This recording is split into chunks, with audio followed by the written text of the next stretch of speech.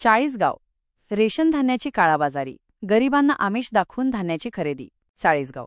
चाळीसगाव तालुक्यात शासनाकडून गरीब कुटुंबांना पुरवठा करण्यात येणाऱ्या रेशनच्या धान्याची मोठ्या प्रमाणात काळाबाजारी होत असल्याची माहिती समोर येत आहे. तालुक्यातील रेशन कार्ड धारकांना मिळणारा गहू आणि तांदूळ काही व्यापारी कमी किमतीत खरेदी करत असल्याचा धक्कादायक प्रकार उघडकीस आला आहे.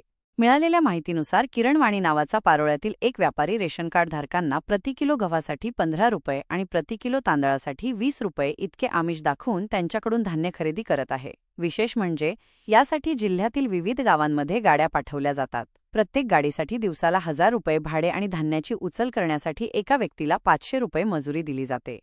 अवैधरित्या जमा केलेला हा गहू आणि तांदूळ नंतर पॉलिश करून बाजारात चढ्या दराने विकला जात असल्याचा आरोप नागरिकांनी केला आहे. शासनाचा उद्देश गोरगरीब नागरिकांना स्वस्त दरात अन्न उपलब्ध करून देणे हा आहे. मात्र या प्रकारच्या अवैध धंद्यामुळे गरजू लोक धान्यापासून वंचित राहत आहेत. जास्त पैशांच्या लालसेपोटी काही नागरिक आपला हक्काचा रेशनचा माल अशा व्यापाऱ्यांकडे विकत असल्याने शासनाच्या योजनेचा मूळ हेतू निष्फळ ठरत आहे.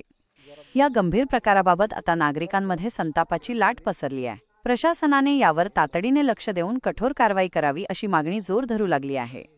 गरिबांच्या हक्काचे धान्य अशा प्रकारे काळ्या बाजारात विकणाऱ्यांवर कारवाई झाल्यास गरजू कुटुंबांना मोठा दिलासा मिळेल असे नागरिकांचे म्हणणे आहे.